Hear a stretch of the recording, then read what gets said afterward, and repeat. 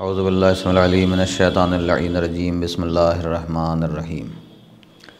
ناظرین محترم، السلام علیکم۔ سب سے پہلے تو چینل کی طرف سے تمام مومنین کی خدمت میں اور خصوصاً امام زمان علیہ السلام کی خدمت میں آج کی پرمسرت تاریخ مولا کائنات علی ابن ابی طالب علیہ السلام کی ولادت سعادت کی مبارکباد، اور میری جانب سے تمام چینل کے جو بھی افراد ہیں ان سب کو مبارکباد۔ اور میں شکر گزار ہوں کہ اس پرمسرت موقع پر مجھے یاد کیا گیا۔ میں ناظرین کے سامنے ایک پیغام کی شکل میں مولا کائنات علی ابن ابی طالب علیہ السلام کے فضائل سے استفادہ کرتے ہوئے چند کلمات پیش کروں گا، اور میں یہ کوشش کروں گا کہ اس گفتگو میں ہمارے جو نوجوان ہیں، خاص طور سے جو کم سن بچے ہیں، اب اس عمر کے پڑاؤ کی طرف آ رہے ہیں کہ جہاں انہیں تلاش ہوتی ہے کہ اہل بیت علیہ السلام کا کردار کیسا ہے اور اس سے ہمیں کس طرح سے استفادہ کرنا چاہیے۔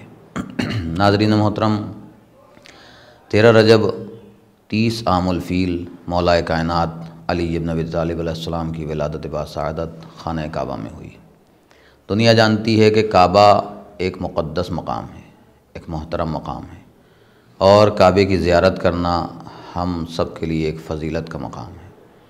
کعبے کے لیے احادیث میں ہے کہ کعبے کی زیارت کرنا یعنی کعبے کو دیکھنا، 3 چیزوں کو دیکھنا ثواب میں شامل ہے اور بے انتہا ثواب ہے۔ قرآن مجید کا مثلاً دیکھنا، قرآن مجید کی طرف نظر کرنا، اسی طریقے سے کعبے کی طرف دیکھنا اور والدین کے چہرے پر نگاہ کرنا، اس کا بے انتہا ثواب ہے۔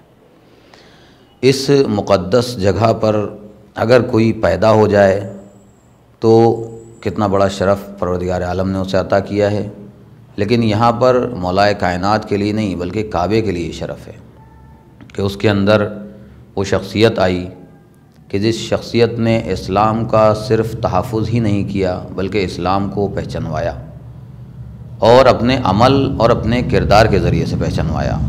ناظرین محترم، آپ غور کریں کہ مولا کائنات علی ابن ابی طالب علیہ السلام کی جب ولادت ہوئی تو کمسنی سے جو چیز ہم سب نے دیکھی تاریخ کے حوالے سے، اور مورخین نے لکھا کہ شجاعت، یعنی آپ کمسن ہیں اور شجاعت کا یہ عالم ہے کہ آپ نے بچپن میں ہی اس اژدہے کو جسے نسل کو پرکھنے کے لیے لایا جاتا تھا اسے 2 ٹکڑے کر دیا، اور گویا دنیا کو بتایا کہ علی اللہ کا ولی ہے، اور جب ولی اللہ دنیا میں آتا ہے تو وہ طے کرتا ہے کہ نسلیں کیسے پاکیزہ ہوں گی اور کس طریقے سے نسلوں کو پرکھا جائے گا۔ اللہ نے علی کی ولایت کے ذریعے سے ہم پر، تمام عالم اسلام پر ایک بہت بڑا احسان کیا کہ ہمیں صراط مستقیم عطا کیا۔ آپ غور کریں ناظرین محترم کہ جب ہم دنیا میں پیدا ہوئے تو ہمیں اپنی زندگی کا جو ہدف ہے، جو مقصد ہے، وہ پہچاننا چاہیے اور یاد رکھنا چاہیے۔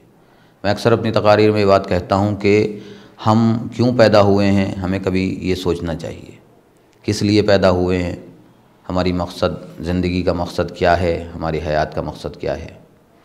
اگر ہم کسی محفل میں جاتے ہیں، کسی مجلس میں جاتے ہیں، کسی پروگرام میں شریک ہوتے ہیں تو اس پروگرام سے ہمیں کیا ملتا ہے، ہم اس محفل مجلس سے کیا اخذ کرتے ہیں، کیا لیتے ہیں، یہ ایک بہت بڑا سوال ہے۔ میں ہمیشہ اس بات کو کہتا ہوں کہ ہمیں یہ یاد رکھنا چاہیے کہ ہمارے پاس اللہ کے رسول محمد مصطفیٰ صلی اللہ علیہ وآلہ وسلم نے 2 گراں قدر چیزیں چھوڑی ہیں جو ہمارے لیے سہارا ہیں، مشعل راہ ہیں، جن کے ذریعے سے ہم معلوم کر سکتے ہیں، پتہ لگا سکتے ہیں کہ ہماری زندگی کیوں ہے، کس لیے ہے، ہم کو اللہ نے کس لیے پیدا کیا ہے، ہماری زندگی کا ہدف کیا ہے، مقصد کیا ہے پیدا کرنے کا۔ تو پہلی چیز ہے قرآن مجید، کیونکہ اللہ کے رسول کہہ رہے ہیں کہ انی تارکن فیکم الثقلین کتاب اللہ و عطرتی، میں تمہارے درمیان 2 گراں قدر چیزیں چھوڑے جا رہا ہوں، ایک قرآن مجید ہے اللہ کی کتاب، اور دوسرے میرے اہل بیت ہیں۔ ان دونوں کا دامن تھامے رہو اور ان سے کبھی جدا نہ ہونا، یہ دونوں ایک دوسرے سے جدا نہیں ہوں گے۔ لن یفترقا حتیٰ یرد علی الحوض، یہاں تک کہ حوض کوثر پر وارد ہوں گے، تو ہمیں ان کا دامن تھامے رکھنا ہے۔ اب ہم قرآن کے حوالے سے گفتگو کریں، آئیے قرآن سے پوچھیں کہ ہماری زندگی کا مقصد کیا ہے۔ تو میں اکثر عرض کرتا ہوں کہ قرآن آواز دے گا وما خلقت الجن والانس الا لیعبدون، کہ ہم نے جن اور انسانوں کو پیدا ہی نہیں کیا مگر یہ کہ وہ ہماری عبادت کریں۔ تو اس کا مطلب ہے کہ ہماری زندگی کا جو ہدف ہے، مقصد ہے ہمیں پیدا کرنے کا، اللہ نے جن اور انسانوں کو جو پیدا کیا وہ صرف اور صرف عبادت کے لیے پیدا کیا۔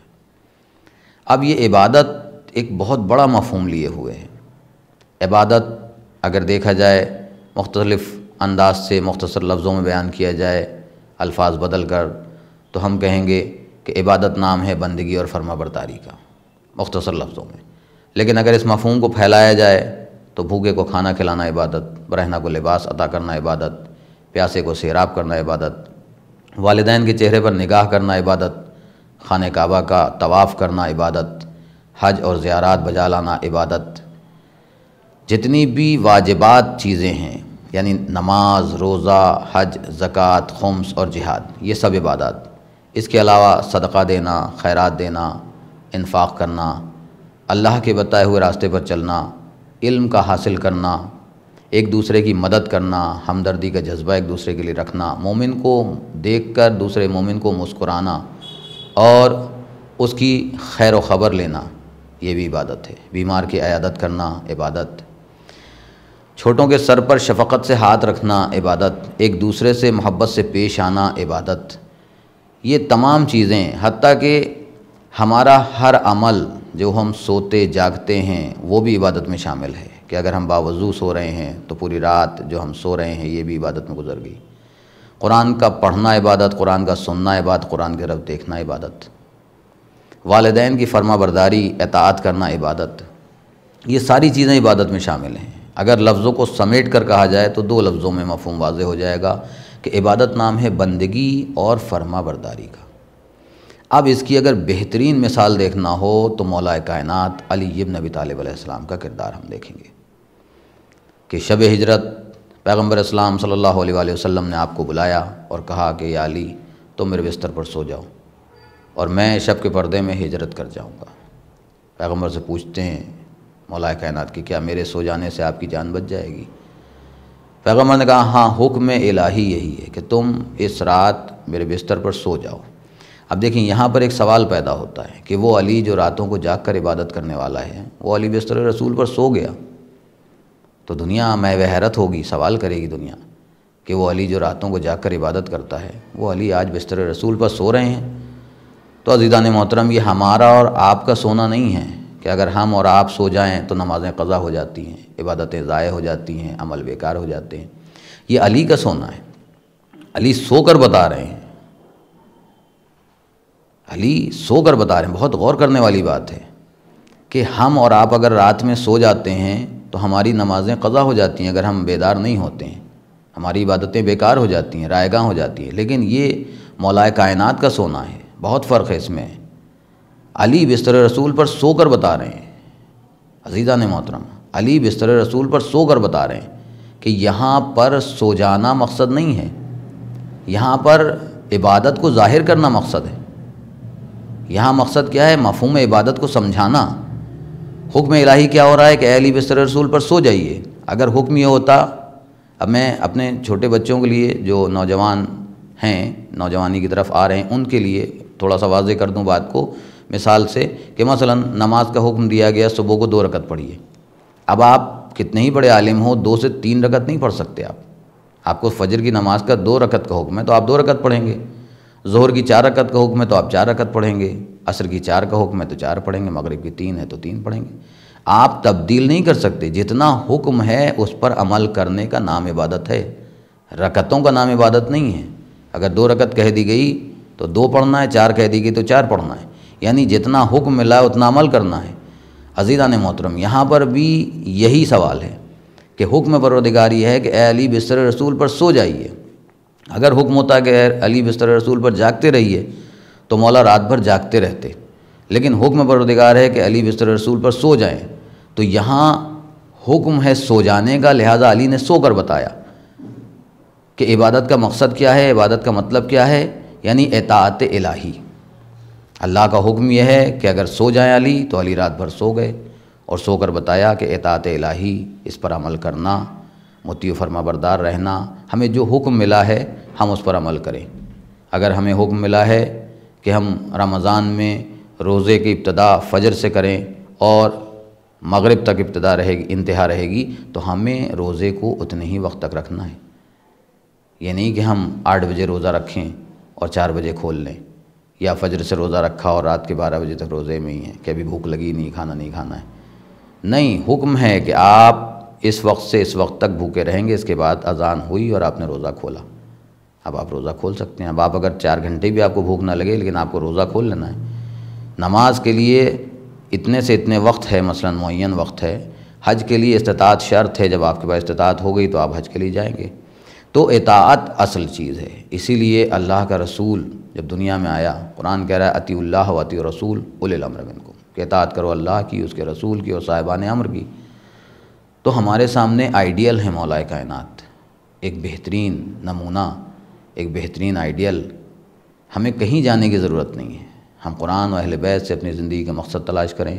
تو پہلا مقصد سامنے آیا کہ وما خلقت الجن والانس الا لیعبدون، اور اس کی بہترین مثال مولا کائنات نے پیش کر کے بتائی کہ جتنا حکم ہے اس پر عمل کرنے کا نام عبادت ہے، یعنی اطاعت الہی کا نام عبادت ہے۔ اب یہ ساری چیزیں ہمارے سامنے ہیں۔ زندگی مولا کائنات کے سلسلے میں میں ہمیشہ عرض کرتا ہوں کہ بہت طویل اور بہت طولانی گفتگو ہے، بہت ضخیم گفتگو ہے۔ ہم اس سلسلے سے اگر بات کو شروع کریں تو شاید اختتام تک نہیں پہنچ سکتے۔ پوری زندگی تو ناممکن سی بات ہے کہ مولا کائنات کی پوری زندگی کو مختصر وقت میں بیان کیا جائے۔ ایک جز کو اگر لے لیا جائے، ایک جز کو، اور اس جز کے جز پر بھی اگر بحث کی جائے، تھوڑی دیر گفتگو کی جائے، تو میں سمجھتا ہوں کہ ہمارا بہت وقت ختم ہو جائے گا اور پھر گفتگو مکمل نہ ہو سکے گی۔ لیکن اختصار کے پیش نظر میں 2-3 باتیں خاص طور سے عرض کروں گا کہ ہم اس ولادت کے مسرت موقع پر جب اپنے مولا کا تذکرہ کرتے ہیں اور ان کی زندگی کو مشعل راہ بناتے ہیں، تو ہمیں یاد رکھنا چاہیے کہ علی کے کردار میں کیا کیا چیزیں ہیں وہ ہمارے پیش نظر رہیں، کہ ہمارے مولا نے ایک طرف عبادت کو ظاہر کیا کہ اطاعت الہی، اور ایک طرف اسی عبادت کے ساتھ ساتھ شجاعت بھی ہے، اسی عبادت کے ساتھ ساتھ علم بھی ہے، اسی عبادت کے ساتھ حلم بھی ہے، بردباری ہے، اسی عبادت کے ساتھ قناعت پسندی بھی ہے، اسی عبادت میں شامل علی کے کردار کی بہترین صفات بھی ہیں۔ اب اگر ہر صفت کو دیکھا جائے اور اس پر گفتگو کی جائے تو بہت وقت ہو جائے گا، لیکن میں 2-3 چیزوں کو خاص طور سے عرض کر دوں کہ مولا کائنات نے اپنی پوری زندگی میں بہت ساری چیزیں انہیں پیش نہیں کیا جا سکتا، لیکن 2-3 چیزیں اگر دیکھی جائیں، ہمارے معاشرے کو جو بہتر سے بہتر بنانے والی چیزیں ہیں ان کو ہم کاؤنٹ کرتے جائیں، لیتے جائیں، اپنی زندگی میں اتارتے جائیں، ایک ایک چیز کو لے لیں۔ نہج البلاغہ، آپ کے جو کلمات ہیں، آپ کے جو وعظ اور نصیحتیں ہیں، آپ کے جو بہترین خطبات ہیں، ان کا مجموعہ ہے۔ ہم اس مجموعے سے صرف چند کلمات کو اگر لے لیں، میں سمجھتا ہوں ایک کلمہ ہی بہت ہے۔ میں نے ہمیشہ عرض کیا اس بات کو کہ ایک کلمہ ہی اگر ہم لے لیں اور اس کلمات قصار میں سے اس کلمے پر عمل کر لیں، اس پر عمل کر لیں، ہماری پوری زندگی کامیاب ہے۔ مولا ایک مقام پر ارشاد فرما رہے ہیں کہ اشرف الغنا ترک المنی۔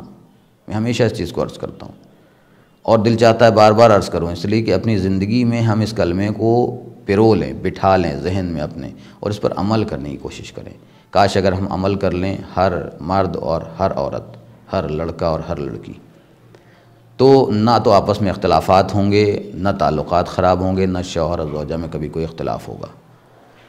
اشرف الغنا ترک المنی، سب سے زیادہ غنی انسان کون ہے؟ جو خواہشات کو ترک کر دے، مولا نے ارشاد فرمایا۔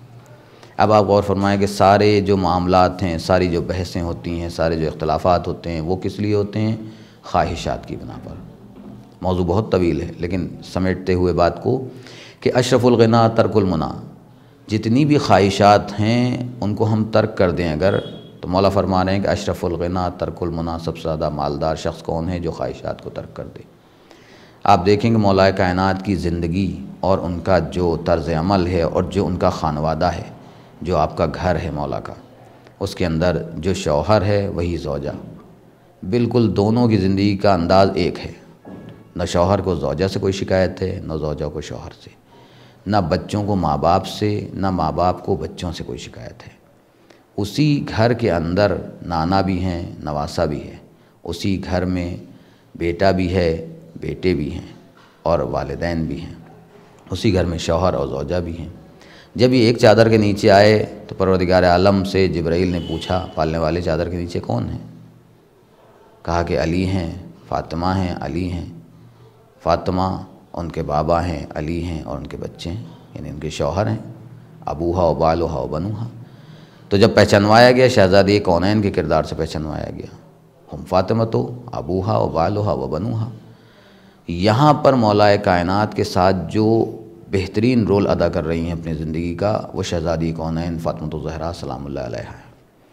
اب آپ دیکھیں کہ مرد کے کردار کو تقویت بخشنے کے لیے عورت کے کردار کا قوی ہونا بہت ضروری ہے، یعنی ان معاملات میں کہ جب مولا نے کہا کہ اشرف الغنا ترک المنع، کہ دنیا میں سب سے مالدار شخص کون ہے؟ جو خواہشات کو ترک کر دے۔ مرد ایک وقت اپنی خواہشات کو ترک کر سکتا ہے، لیکن یہ بہت ناممکن سی بات ہے اور بہت مشکل مسئلہ ہے، بہت مشکل سی بات ہے کہ کوئی عورت اپنی خواہشات کو ترک کر دے۔ اس حوالے سے کہ جو دنیا کی رنگینیاں ہیں، خوبصورتیاں ہیں، جو لوازمات ہیں، جو دنیا کے اندر کھانا پینا اٹھنا بیٹھنا، ان سب چیزوں میں جو لوازمات ہیں اور اس میں جو دنیا کے اندر اختلافات پیدا ہوتے ہیں، وہ مزید اخراجات کی وجہ سے، یعنی معاشی تنگی یا معاشی خوشحالی کی وجہ سے۔ اگر خوشحالی نہیں ہے تو کیا ہے، اور خوشحالی ہے تو اس میں اضافہ اضافہ اضافہ جب ہوتا جائے گا کسی بھی چیز میں خواہشات کے ذریعے سے، تو وہ خوشحالی جو ہے وہ غم میں بدلنے لگتی ہے۔ مثلا ایک بادشاہ ہے، اس کی خواہش یہ ہے کہ میں اس ملک پر حکومت کروں، اللہ نے اسے توفیق دے دی، اس نے حکومت شروع کر دی۔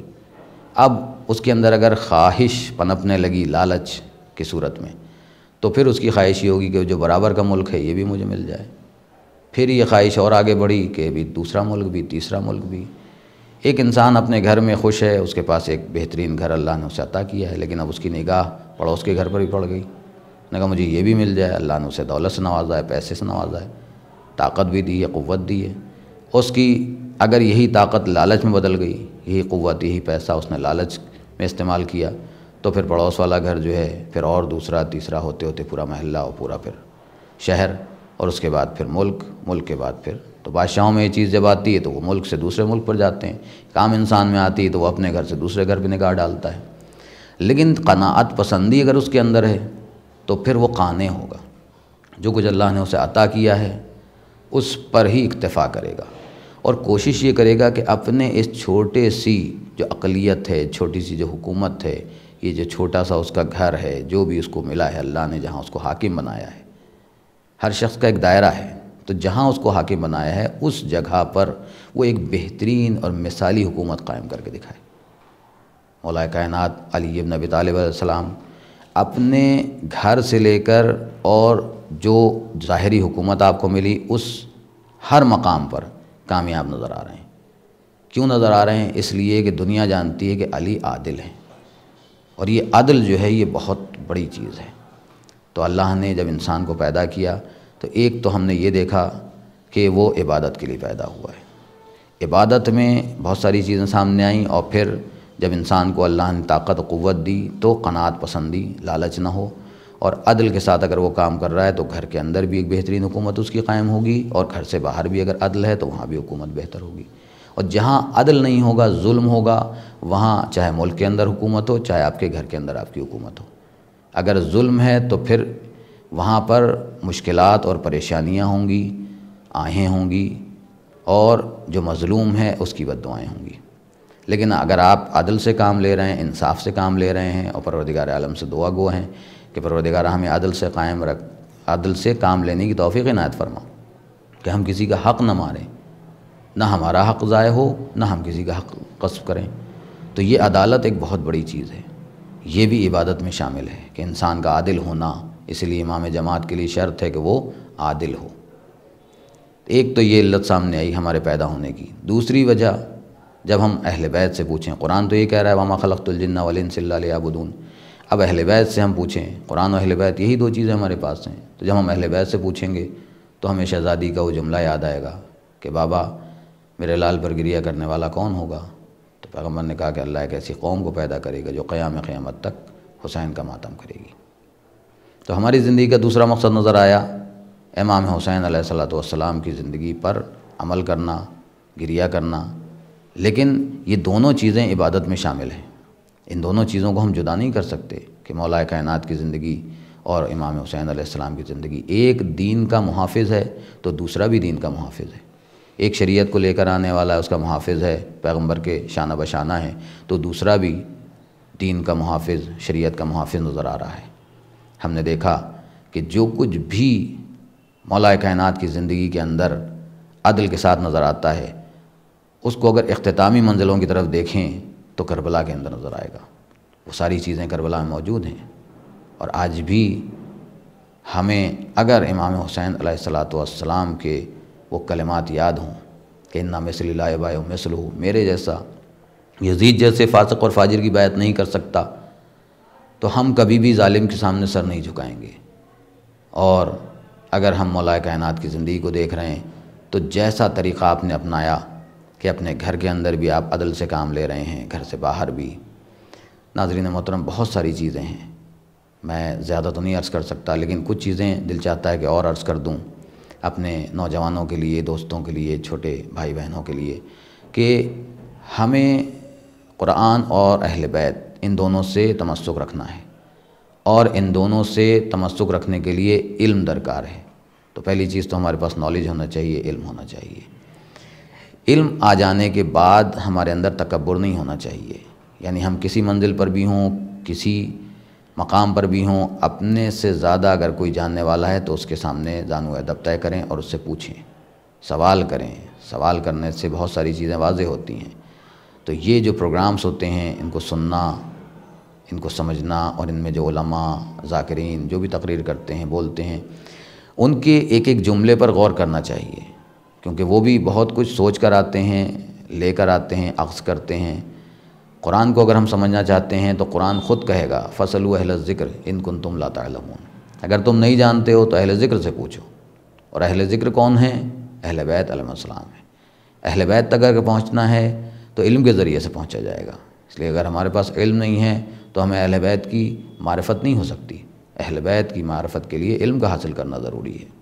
پیغمبر اسلام صلی اللہ علیہ وآلہ وسلم ارشاد فرما رہے ہیں طلب العلم فریضۃ علی کل مسلم و مسلمہ، علم کا حاصل کرنا ہر مرد و عورت پر واجب ہے۔ لہذا اگر ہم مولا کائنات علی ابن ابی طالب علیہ السلام کی جو زندگی ہے اس سے استفادہ کرنا چاہتے ہیں تو ہمیں علم حاصل کرنا پڑے گا، زبان کا علم بھی حاصل کرنا پڑے گا، اور اس کے علاوہ کردار سازی کیسے ہوتی ہے، کیسے کردار بہتر بنائے جاتے ہیں، اس کو بھی سیکھنا پڑے گا، یعنی تعلیم کے ساتھ تربیت بھی حاصل کرنا پڑے گی۔ اور جب ہم مولا کائنات کی زندگی کا مطالعہ کریں گے، دیکھیں گے، تو آپ کا انداز یہ ہے کہ آپ نے قناعت پسندی سے کام لیا، ہمیشہ انکساری سے پیش آئے، اور گھر کے اندر بھی انداز یہ تھا کہ کسی چیز میں تکبر نہیں ہے۔ اگر ایک طرف زوجہ کا انداز یہ ہے کہ کائنات کی ملکہ شہزادی کونین فاطمۃ الزہرا سلام اللہ علیہا گھر کے کاموں کو انجام دے رہی ہیں، اور علی نے دیکھا کہ فاطمہ جب چکی چلاتی ہیں تو ہاتھوں پر گٹھے پڑ گئے، جھاڑو دیتی ہیں اتنا زیادہ کہ کپڑے گرد آلود ہو جاتے ہیں۔ وہ جو کائنات کی ملکہ ہے، اس نے گھر کے کاموں کو انجام دے کر بتایا کہ دیکھو کبھی کاموں میں شرم نہ کرنا۔ علی گھر میں داخل ہوئے، دیکھا کہ شہزادی کاموں میں مصروف ہیں، چولہا روشن کرتی ہیں تو اس دھوئیں سے کپڑوں کا رنگ بدل گیا۔ تو آپ نے کہا کہ اے فاطمہ، اپنے بابا سے جا کر ایک کنیز طلب کر لیجئے۔ علی مشکلات کا حل بتا رہے ہیں کہ آپ کو مشکلیں ہیں، جائیے پیغمبر کے پاس جائیے، اور پیغمبر سے جا کر ایک کنیز طلب کیجئے جو آپ کی مشکلات میں آپ کی مدد کرے۔ شہزادی گئیں، روایت کے جملے ہیں کہ شہزادی گئیں تو دیکھا کہ بابا کے پاس کچھ لوگ بیٹھے ہیں، آپ واپس چلی آئیں۔ پیغمبر سمجھ گئے کہ فاطمہ آئی تھیں، کچھ نہ کچھ بات کہنا تھی۔ صبح کو رسول جب دروازے پر پہنچے تو اہل بیت کے دروازے پر جا کر فاطمہ کے دروازے پر دق الباب کیا، کہا السلام علیکم یا اہل البیت۔ اندر سے آواز آئی مولا کائنات کی، آئیے تشریف لائیے۔ پیغمبر تشریف فرما ہوئے۔ اس کے بعد پوچھا پیغمبر نے کہ بیٹی تم کل میرے پاس آئی تھیں، کوئی حاجت، کوئی وجہ تھی، کچھ کہنا چاہتی تھیں؟ فاطمہ خاموش ہیں۔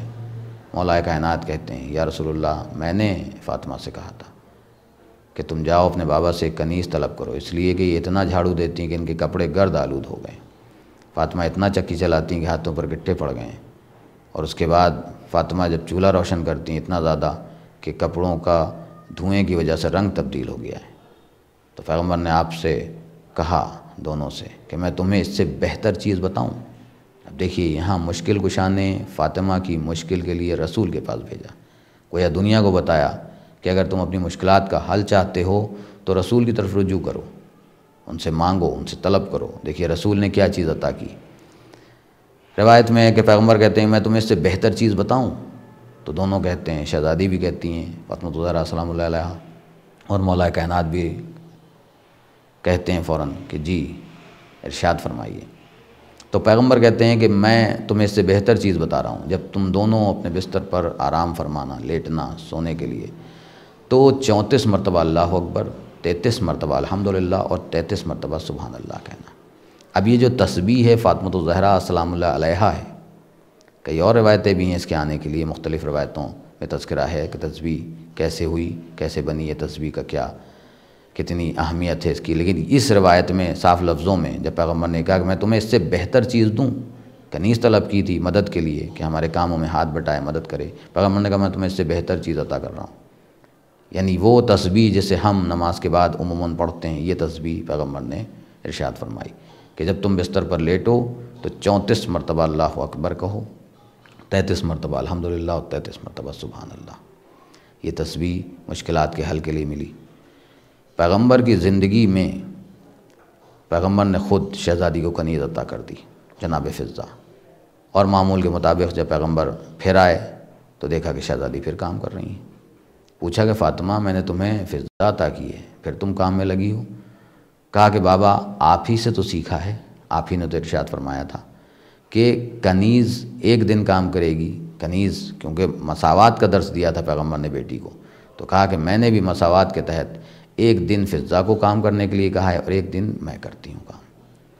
ناظرین محترم آپ غور فرمائیں کہ ہم آج کتنا زیادہ ان چیزوں سے دور ہو گئے ہیں کہ ہم اپنے گھر میں جو یہ تو کنیز اور شہزادی کا معاملہ ہے، ہمارے گھر میں جو ہمارے برابر کے افراد ہوتے ہیں ہم ان میں بھی یہ اس طریقے کا انداز نہیں اپنا پاتے کہ ایک دن آپ کام کریں ایک دن ہم کریں۔ اس طرح کے گھر کے ماحول کو دیکھا، اور قناعت پسندی کا یہ عالم ہے کہ کبھی شہزادی نے کوئی چیز کی خواہش نہیں کی۔ مولانا فرمایا کہ اشرف الغنا ترک المنا، اس کا بہترین نمونہ شہزادی نظر آتی ہیں، کبھی کوئی فرمائش، کبھی کوئی خواہش کی ہی نہیں۔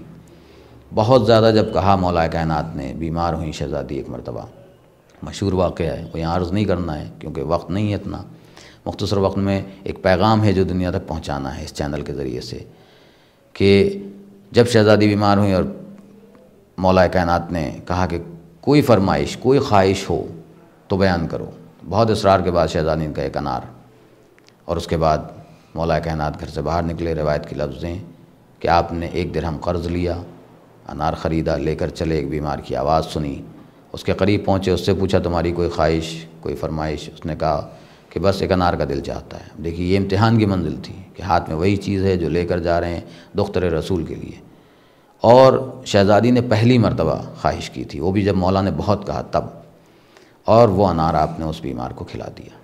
علی خالی ہاتھ واپس آئے، یہ پہلی مرتبہ نہیں ہوا تھا کہ علی خالی ہاتھ واپس آئے ہوں، بارہا ایسا ہو چکا تھا، لیکن یہاں پر دیکھنے والی چیز یہ کہ آج اگر زوجہ اور شوہر کے درمیان اس طرح کا رشتہ ہے کہ شوہر خالی ہاتھ گھر آیا اور زوجہ شکر کا سجدہ ادا کرے تو بہت بڑی منزل ہے، ورنہ قناعت پسندی کی اس منزل پر کوئی نہیں ہے کہ جو اتنا قانع ہو اللہ کی دی ہوئی نعمتوں پر کہ وہ شکر ادا کرے کہ پالنے والے طرح شکر۔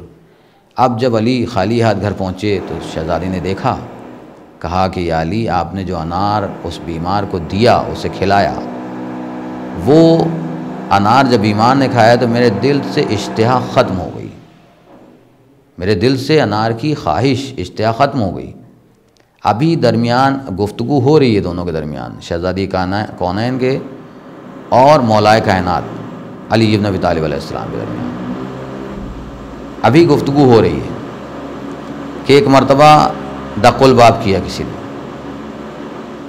جیسے ہی دق الباب کیا علی نے دروازہ کھولا، سامنے کیا دیکھا کہ سامنے سلمان کھڑے ہیں تشت لیے ہوئے۔ پوچھا مولا کائنات نے یہ کیا؟ کہا کہ اللہ کے رسول نے یہ تحفہ بھیجا ہے، پروردگار عالم نے رسول اللہ کو بھیجا تھا کہ یہ علی تک تحفہ پہنچا دیا جائے۔ کھول کر دیکھا تو اس میں انار تھے۔ کہا یہ کیا ہے؟ کہا جنت سے آپ کے لیے یہ انار بھیجے گئے۔ آپ نے ایک انار ہدیہ کیا، یہ 10 انار آپ کو بھیجے گئے، یہ انار آپ کو بھیجے گئے۔ مولا نے دیکھا اس میں 9 انار تھے چشت میں رکھے ہوئے۔ کہا کہ یہ تحفہ پروردگار عالم کی طرف سے نہیں ہے۔ سلمان کہتے ہیں کہ مولا آپ نے کیسے سمجھا کہ یہ پروردگار عالم کی طرف سے نہیں ہے؟ کہا قرآن کہہ رہا ہے من جاء بالحسنۃ فلہ عشر امثالہا، جو ایک نیکی کے ساتھ آئے گا اس کو 10 ملیں گی، تو یہ تو 9 انار ہیں۔ سلمان نے جیب سے ایک انار نکال کر دیا، یا علی یہ 10واں انار موجود ہے۔ تو آپ نے دیکھا ناظرین محترم کہ علی نیکی کرنے کو اور نیکی کا بدل اور نیکی کے بدلے جو اللہ دیتا ہے اسے خوب پہچانتے ہیں، اور دنیا کو بتانا چاہتے ہیں کہ جب تم نیکی انجام دیتے ہو تو دل میں یہ خوف نہ لاؤ کہ ہم کسی کو یہ چیز دے دیں گے تو ہمارے پاس اس کے بدلے میں نہیں آئے گی اور ختم ہو جائے گی۔ آج ناظرین محترم جو سب سے زیادہ پریشانی معاشرے میں ہے وہ اسی بات کی ہے کہ ہم میں قناعت پسندی نہیں ہے، اور ہم اللہ پر بھروسہ نہیں رکھتے، توکل نہیں ہے۔ اگر ہمیں توکل ہو، اللہ پر بھروسہ ہو، تو ہم جو بھی چیز ہمارے پاس ہے اگر ہم دے سکتے ہیں تو اسے اللہ کے بھروسے پر دے دیں۔ یقین مانیے کہ اس کے بدلے میں آپ کو اس سے بہتر چیزیں مل جائیں گی۔ تو دنیا نے دیکھا کہ یہ وہ کردار ہیں کہ جن کی ولادت اور شہادت پر اگر ان کے فضائل بیان کیے جائیں، اور کوئی اس میں کسی میں کوئی اختلاف نہیں ہے کہ اس میں کوئی تبرہ کا لفظ ہو یا یہ کہا جائے کہ مولا کے فضائل بیان ہو تو اس میں یہ بات نہیں۔ علی کا کردار وہ ہے جسے سارا عالم اسلام مانتا ہے، حتیٰ کہ غیر مسلم جو علی پر ایمان نہیں رکھتے تھے یہود و نصارہ میں، وہ بھی بعض ایسے تھے جو مولا کے سامنے آتے تھے اور مولا کے کردار سے انہوں نے استفادہ کیا۔ نہج البلاغہ کو پڑھنے والے غیر مسلم بھی ہیں، بہت سارے یہود و نصارہ ہیں جنہوں نے پڑھا اور دیکھا کہ کلام کی بلاغت کیا ہے۔ اس کے سلسلے سے نہیں عرض کر سکتا، بہت ساری چیزیں، ایک کلمہ میں نے عرض کیا اشرف الغنیٰ ترک المنیٰ، پوری زندگی کو کامیاب بنانے کے لیے بہترین کلمہ ہے۔ بس ہماری توجہ کی ضرورت ہے، ہم زندگی کو سیدھے راستے پر لانا چاہتے ہیں، تلاش کرتے ہیں کیسے زندگی بہتر بنے، ہمیں کہیں جانے کی ضرورت نہیں ہے۔ بس صرف ہمیں اتنا دیکھنا ہوگا کہ قرآن ہمارے پاس گھر میں ہے تو وہ کھلتا ہے کہ نہیں کھلتا، اہل بیت ہمارے دل میں ہیں تو اہل بیت کی محبت کے مطابق ہم عمل کر رہے ہیں یا نہیں کر رہے ہیں۔ اگر اہل بیت نے کہا کہ اول وقت نماز پڑھنے والا بہترین نماز گزار ہے اور ہم آخر وقت نماز پڑھ رہے ہیں تو ہمارا علم اٹھانا، ہمارا جلوس اٹھانا سب بیکار ہو جائے گا۔ اس لیے کہ اہل بیت محبت کا مطلب ہی یہ ہے کہ جو اللہ سے محبت کرتا ہے وہی اہل بیت سے محبت کرتا ہوگا، کیونکہ یہ اللہ سے محبت کرتے ہیں۔ تو اگر کوئی ان سے محبت کرتا ہے تو وہ اللہ سے محبت کرتا ہوگا، جو اللہ سے محبت کرتا ہوگا وہ اول وقت نماز بھی پڑھے گا اور روزے کو بھی آسانی سے رکھے گا۔ اس کے سامنے یہ نہیں کہ جاڑے کے روزے اچھے ہیں، گرمی کے روزے سخت ہیں۔ اس لیے کہ اس کا مولا کہہ رہا ہے کہ میری نظر میں بہترین روزے گرمی کے روزے ہیں، جو سخت ترین روزے ہیں مولا کو پسند ہیں، اور جاڑے کا وضو، ٹھنڈک کا وضو مولا کو پسند ہے، کہ جو وضو مولا کرتے ہیں وہ مولا کو پسند ہے۔ تو ہمیں چاہیے کہ ہم اس روزے کو اور اس جو عبادت ہے اس کو پوری دل جمعی کے ساتھ کریں۔ ناظرین محترم، بس آخر کلمات میں میں صرف اتنا کہوں گا کہ آج کی اس پرمسرت تاریخ پر جو مولا کائنات کی ولادت کی تاریخ ہے 13 رجب، یہ ایک انتہائی پرمسرت تاریخ ہے۔ تمام عالم اسلام کو اور تمام مولا کے چاہنے والوں کو بہت بہت مبارکباد، حسینی چینل کی پوری ٹیم کو مبارکباد، اور میں دعا گو ہوں اس چینل کے لیے بھی اور ان تمام افراد کے لیے جو دامے درہمے سخنے ایسے پروگرامز میں لگے رہتے ہیں، انہیں انجام دیتے ہیں، کہ جن کے ذریعے سے دین کی تبلیغ ہوتی ہے، دین کی ترویج ہوتی ہے، نشر و اشاعت ہوتی ہے۔ خداوند عالم ہم سب کو مولا کائنات کے صدقے میں عمل کی بہترین توفیق عنایت فرمائے۔ وآخر دعوانا ان الحمد للہ رب العالمین۔